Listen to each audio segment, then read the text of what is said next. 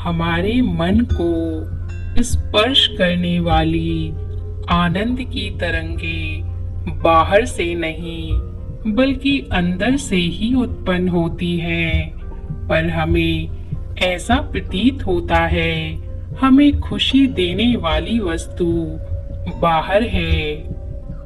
जैसे कोई पशु अपनी ही परछाई जल में देखकर यह सोचता है कि उसके समक्ष कोई दूसरा खड़ा हुआ है, पर वास्तव में वह तो उसी का प्रतिबिंब है जिससे वह अनजान है।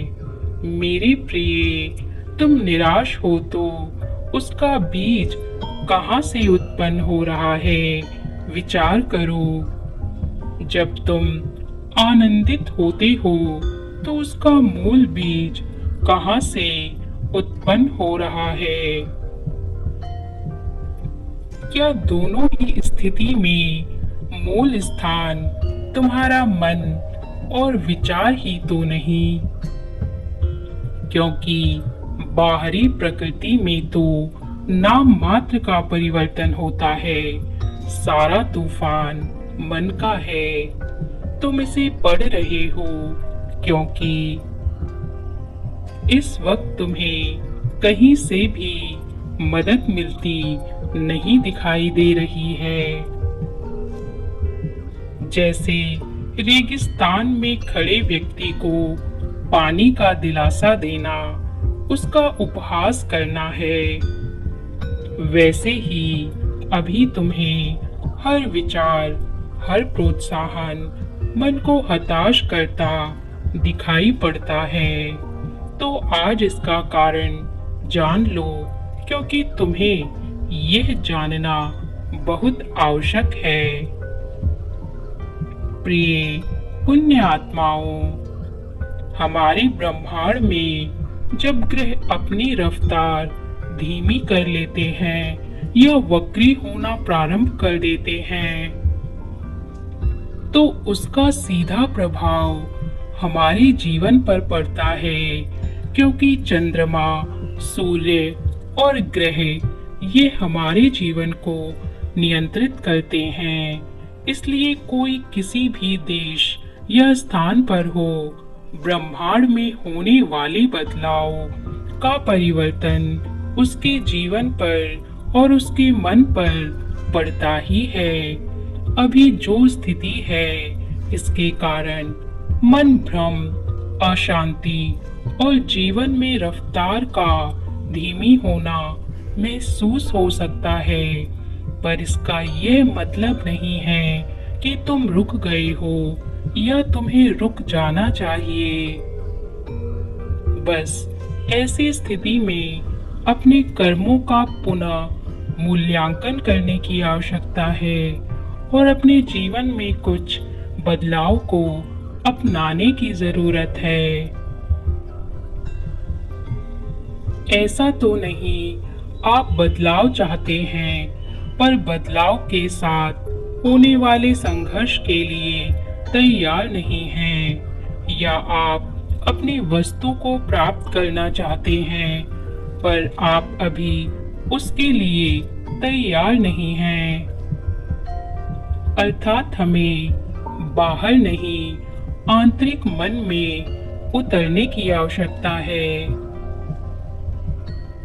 यदि हम बदलाव चाहते हैं तो बदलाव के लिए होने वाले विरोध के लिए हमें तैयार होना होगा और इस बात को समझना होगा कि हमें प्रसन्न या दुखी केवल हम ही कर सकते हैं, कोई दूसरा नहीं।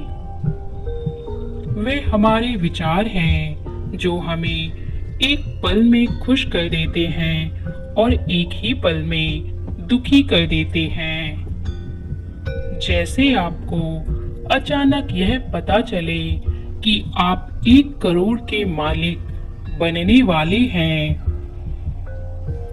तो उसी वक्त आप खुशी से भर सकते हैं, या हो सकता है आप खुशी में अनेकों घोषणाएं कर दें, भले ही वह रकम आपको बैंक खाते में प्राप्त ना हुई हो, केवल उसकी खबर ही आपको खुशी से भर रही है, यानी खुशी का मूल आपके मन में है। ऐसे ही एक दिन कोई आपसे कहे, आप जिस इच्छा के लिए वर्षों से तपस्या कर रहे हैं वह आपको नहीं मिल सकती। वह पल, वह दिन आपको पूरी तरीके से तोड़ने के लिए काफी होगा। हो सकता है आप भावनात्मक रूप से टूट जाएं या इतने दुखी हो जाएं कि आपको वह चीज भी ना दिखाई दे जो आपके पास आशीर्वाद के रूप में है।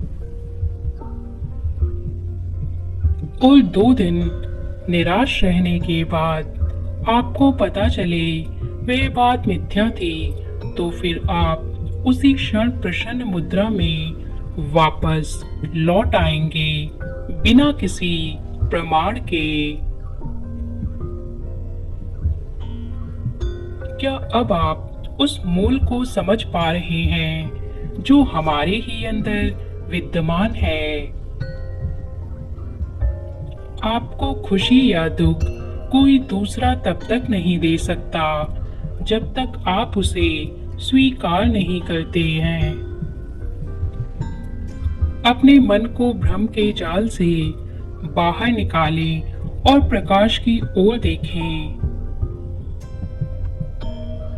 घटनाएं धीमी जरूर हो सकती हैं, किंतु रुकेंगी नहीं और वर्ष के अंत तक तुम एक जबरदस्त बदलाव को अपने जीवन में होते हुए स्वयं देखोगे।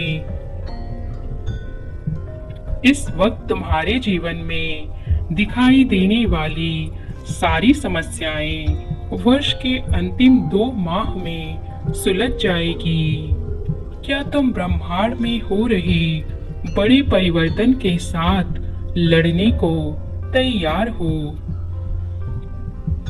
यदि हाँ, तो प्रतिदिन यह संकल्प लेते रहो, मैं एक बेहतरीन इंसान हूँ और मेरा भविष्य बहुत ही उज्जवल है।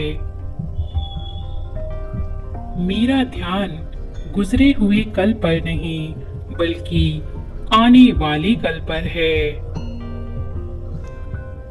मेरे मन में किसी के लिए किसी भी प्रकार के कोई नकारात्मक विचार या भावनाएं नहीं हैं।